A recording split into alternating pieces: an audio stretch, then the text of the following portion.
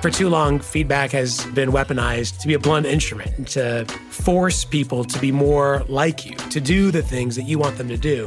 And while that can have some short-term changes, it doesn't have long-term improvements. You're listening to Infernal Communication, brought to you by Staffbase, and I'm your host, Lottie Bazely. Telling someone their fly is down, addressing that smell in the office you're pretty sure is coming from your co-host Brian, and talking about job performance. Uncomfortable conversations. They are the worst. And yet we have all been there. Sweaty palms, anxiety, worry, and that's just on our end. Often what's worse than how we feel during these cringy conversations is worrying about how the other person is going to feel. But what are our options? Glossing over hard topics doesn't make them go away. Someone is inevitably going to have spinach in their teeth just as they're about to go into that big meeting. That form your colleague continuously fills out wrong isn't going to fix itself. And you can't let the barista at your local coffee shop call you the wrong name forever. Latte for Lottie Bazely? Or you can, but do you want to be that person? Actually, it's Lottie Bazely. Wouldn't it be better to help others look their best during a meeting? A little feedback on how to get that form filled out right could set your colleague on a whole new career trajectory. One difficult conversation can make a huge difference. So let's figure out how to do it right. In this episode, let's learn how to be on the giving and receiving end of some uncomfortable news. We're going to hear from Joe Hirsch. He is an author and an expert on what can be a very uncomfortable conversation, giving and receiving feedback. But first, Jeff De Silva. I am a comedian first, a writer, a satirist, I guess, in a way, a general troublemaker on the internet, and most importantly, a father and husband. And I am based out of Calgary, Alberta, Canada. Jeff's brand of comedy isn't shocking or offensive by most standards. To give you an example, he says his claim to fame was posting a photo of himself eating McDonald's pizza at the fast food outlet near his house. Something to know? McDonald's pizza hasn't been available in Canada for years. I just kind of lightly posted it on Instagram or Facebook, and people traveled from out of town to obtain this McDonald's pizza, and it was going around Alberta that McDonald's pizza was available again, and people got kind of mad. I think faking McDonald's pizza was my masterpiece of a moment. See? Pretty tame. But he's still a comedian, and what's funnier and more uncomfortable than real life? The things that make us human, the tough stuff to talk about. It's Jeff's job to get into it, and he does, but that doesn't mean it's a comfortable conversation. I had taken a break from performing, and I had just started doing shows again, and part of it is that I'm trying to get back into the flow of writing jokes and all of that stuff. So I'd written a number of jokes just about, I don't know how to describe it, but I was a hairy baby. So I'd written a number of jokes about being a hairy baby, I guess. And I was doing an open mic or something. And I stepped outside. And right before the show, a family friend who had known me since I was a baby, whose family knows my mom and my parents and all of that stuff. She's like, "Hey, Jeff, long time no see. I saw you were in the bill, so I thought I'd come down. How's your mom?" I hadn't seen this person for years, and I was like, cool, that's very cool. And I immediately think, oh my gosh, my set they're not lewd jokes, but the hairy baby jokes, they do tend towards the more risque towards the end of it. So I did the joke, and then afterwards I was kind of just trying to duck out and head home, and this family friend walks up to me and she's like, "Oh my God. Oh my God. I can't wait to tell my dad and your uncle all about the joke you made about your mom's." and I was like, oh, okay, cool. That's new stuff. I'm just testing it out, and I kind of just fingers crossed hope she forgot about it. A lot of those instances happen. Awkward. But Jeff powered through. He didn't change his material because it was going to get a little weird. He stuck to it. He stayed true to himself and what he has to say. I've gotten to the point now, I guess, in my life where so many kind of mischievous things have happened online or whatever it is that I'm just going to do it with the understanding that if my mom found out the joke that I said, which I won't repeat here, that she will understand that it's in the name of comedy or it's in the name of trying to advance myself. And while neither of his parents are on the sidelines loudly cheering him on, they're still some of his biggest fans, even if they come across as a little reluctant sometimes. They're always like, oh, be careful. They always worry. But I think that because I've had our former mayor share things of mine and different journalists and things like that, that they've now realized that it's an inroad to networking, or they realize that I'm always doing things with trying to make a better place for my kids in my mind. They try and play like they're not watching. Because I think they think that if they knew that I knew that they were watching, that I would censor myself or change something about it. Like they won't like anything. It's only if it becomes like the McDonald's pizza thing or if it ends up on TV or something like that, they'll be secretly proud.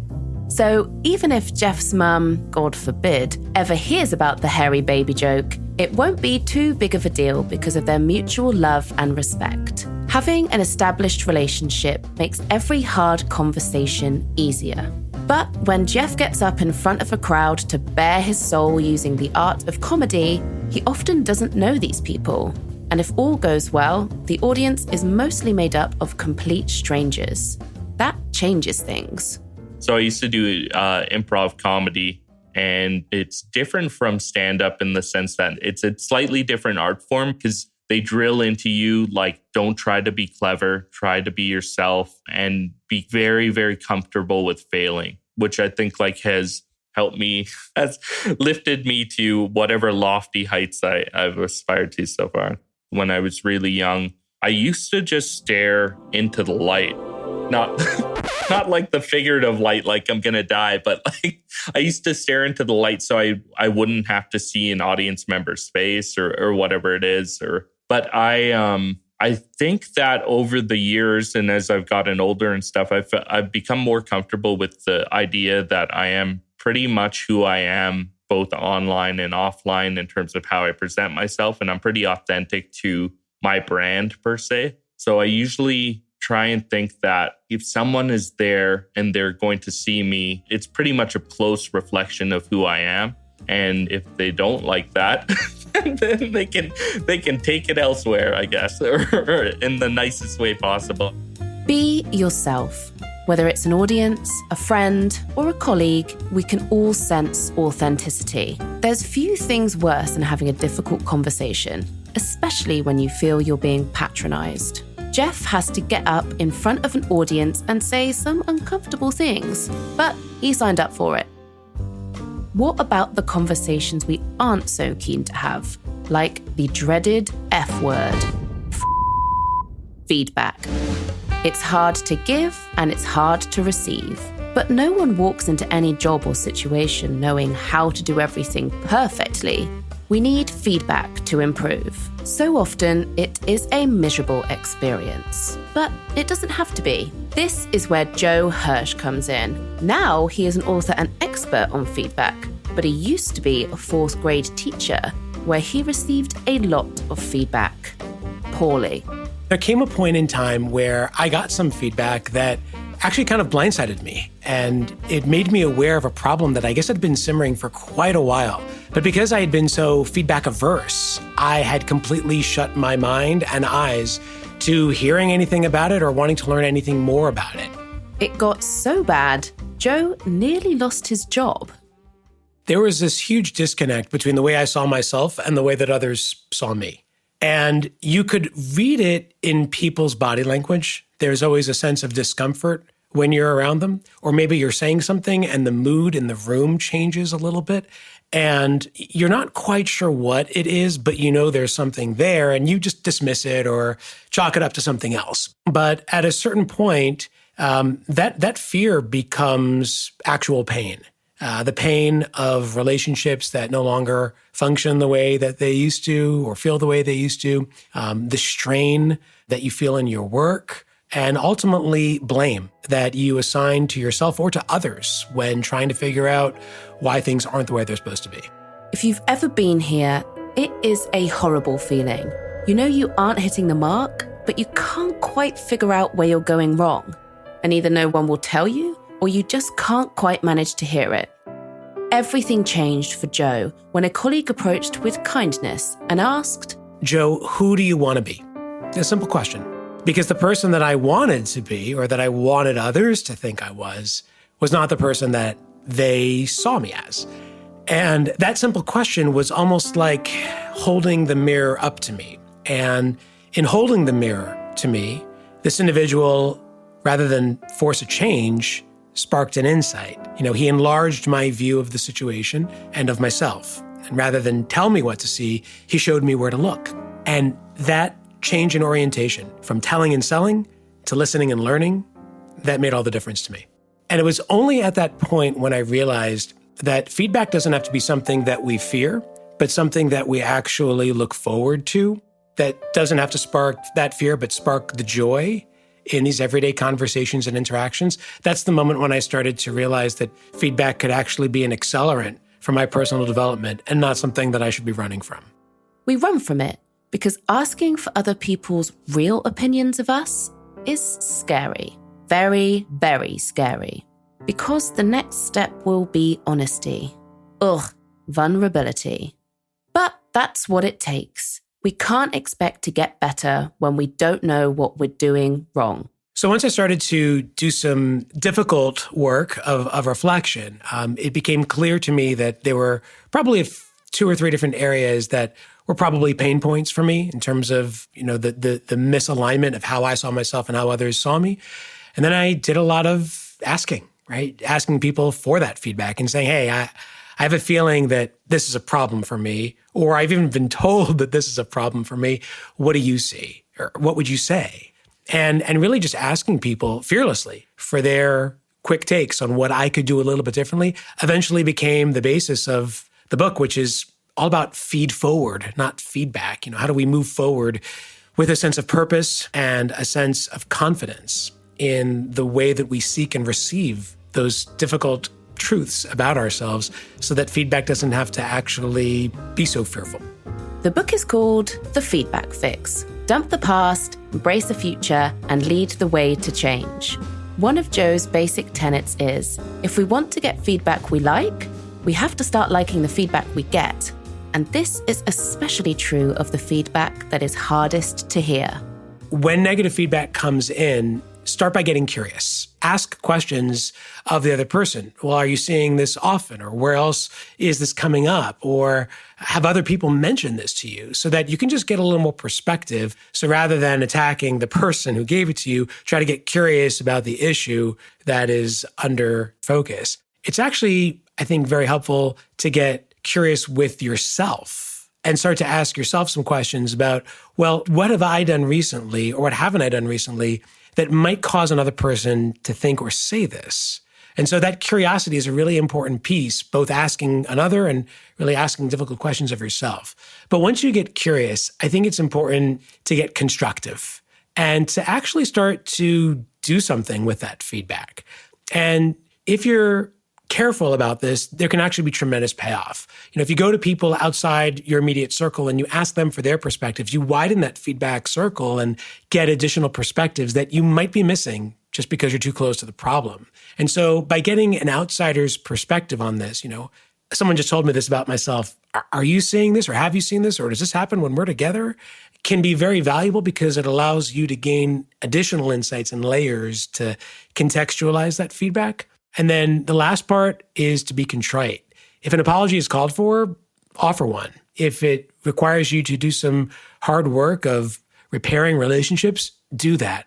Because ultimately, a person who is curious and constructive and contrite is going to continue to receive feedback that allows them to improve.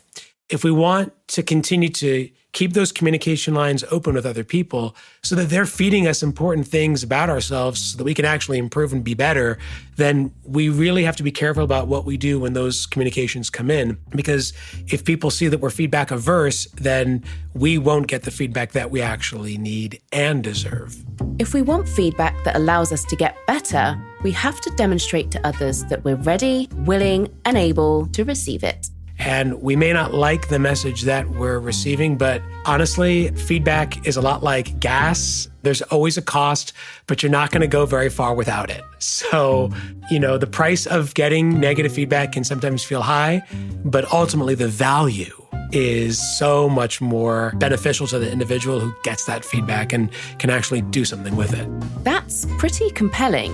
We get the feedback we deserve, and we need good quality feedback if we're going to get anywhere. Putting away our egos is a vital step in receiving important information in difficult situations. But what about giving feedback? And I warn you, it's going to involve digging a little deeper than good job.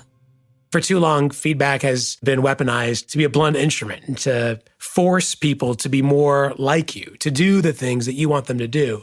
And while that can have some short-term changes, it doesn't have long-term improvements. Because at the end of the day, if the change doesn't come from within the person, then it's going to be short-lived and probably not measure up to your expectations or their aspirations. Our message to spark joy and not fear, then the message has to be candid and it has to be caring. And way too often we put our comfort before our caring. We want to make sure that, we feel good and not that others feel upset. And that, while well-intentioned, is ultimately not a great approach. Are you familiar with the praise sandwich, aka the shit sandwich? It's a well-used way to deliver bad or uncomfortable news. The thinking is that wrapping the tough talk in praise or positive words makes the sandwich or news more palatable. But of course, the thing to remember is that even if it's served on artisanal sourdough, it's still a shit sandwich. Order up. Shit sandwich for Lottie Bazely. Okay, we've been over this. It's Lottie Bazely. Now, Joe has developed a new lunch food to use as a metaphor for feedback. Bear with me. He has developed the feedback wrap. No, I mean wrap, W-R-A-P. Let's start with the W. What and where?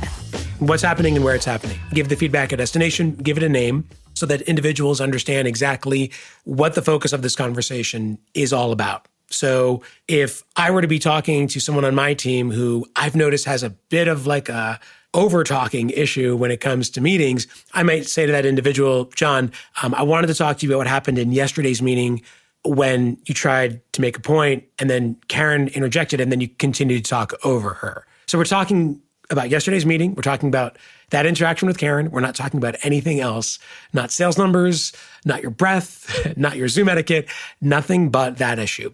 From there, you go to the reason for why you want to have this conversation. And the reason to give the reason is not only to give people a sense of certainty, which we all crave, or to even instill a greater sense of self-awareness, which most of us lack, but primarily to deliver a sense of caring. I'm sharing this because I care. And when people understand that the reason you're giving feedback is because you care about them, their development, their relationship with others on the team, that feedback carries a different tone and a different tune. From there, you move to affect, where we focus on the impact this has on others, not blame and shame, but extending the frame so that people can see exactly what is happening as a result of this. And here we make an important shift from blame to contribution. The statement that I make is directed at me and my own feelings, because at the end of the day, people can argue with how we present things, what we say, but they can't argue with how we feel. So shift from you to I, and that's a huge shift in terms of the dynamic. And then finally, the last part of the wrap, the P, the prompt, is the most powerful of all. And that's where instead of you telling John what to do next, you ask for his input on where to go from here. What's your take? And so often, feedback stops at that point. We stop just short of asking the other person of what they might do and how they might want to proceed. And that's missing from many of these conversations. But by prompting the person for their next move, we give them more voice and more choice in what happens next. And in doing that, we actually shift feedback from something that we do to other people to an act of service that we do for others. Joe says the secret isn't what we say, it's what others hear. Like a joke, it's all in the delivery. So something that all feedback givers should be aware of is their feedback face, because feedback tells a story, but it's not always the story that we want to share.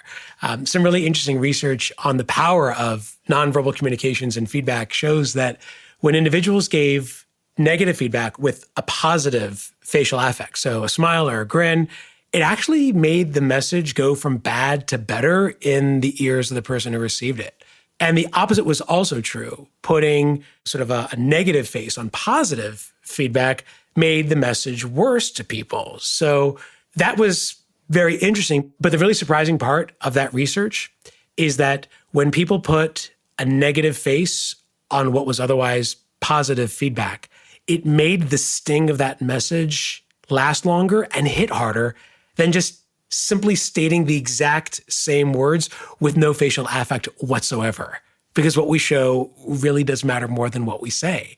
The other thing I think that's important for feedback givers to be aware of is how your job is not to fix people, it's to help frame issues. And ultimately to give people the insights they need to be able to fix things for themselves. Because we're at our most powerful when we empower others to take charge of their own learning journey and their own feedback process. So don't tell and sell, right? Don't tell them what you think or sell them on your version of events. Listen and learn. Try to be that person, just like that person who, for me, changed my whole mindset and orientation around feedback, who simply holds the mirror and allows you to see the picture more clearly for yourself. And give people that other perspective, and you'll be surprised by what they discover. Give a reason as to why you're bringing this up. Talk about the way you and others were impacted, then finish by prompting some suggestions from the feedback receiver as to what to do. Clarity and compassion go a long way. Feedback is a relationship, not a report. Don't save it for once a year.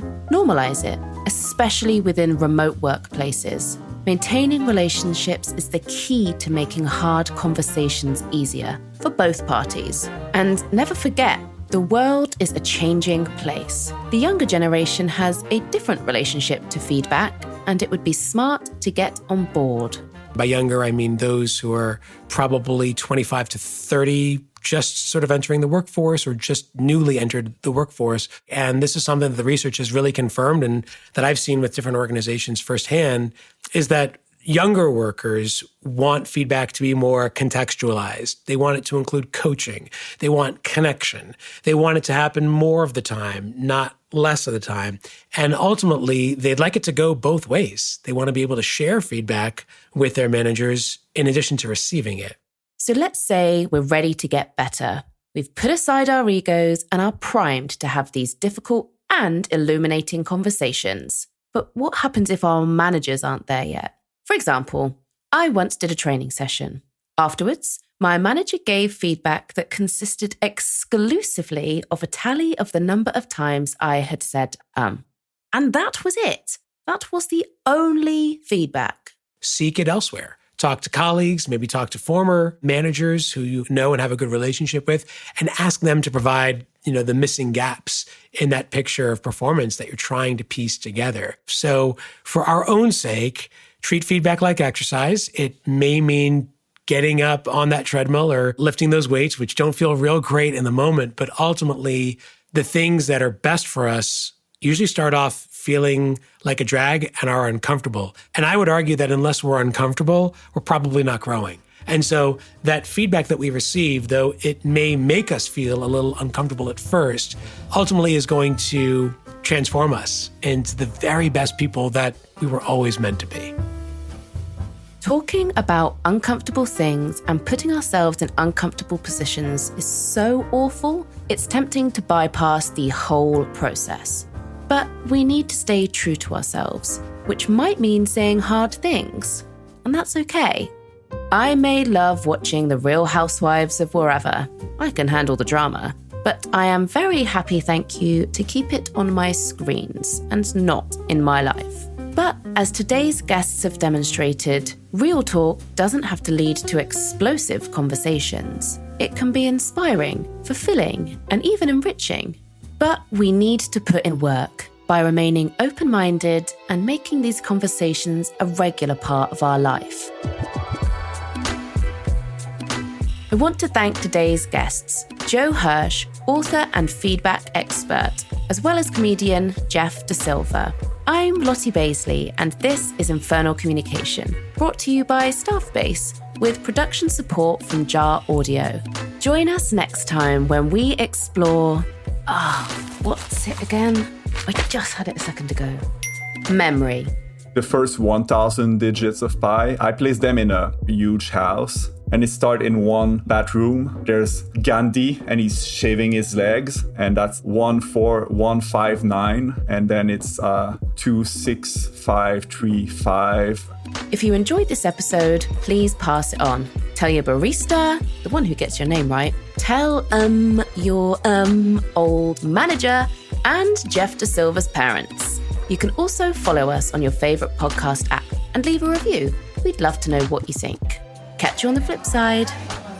Lottie Bazely? Latte for Lottie Bazely. That's Bazely with a Q.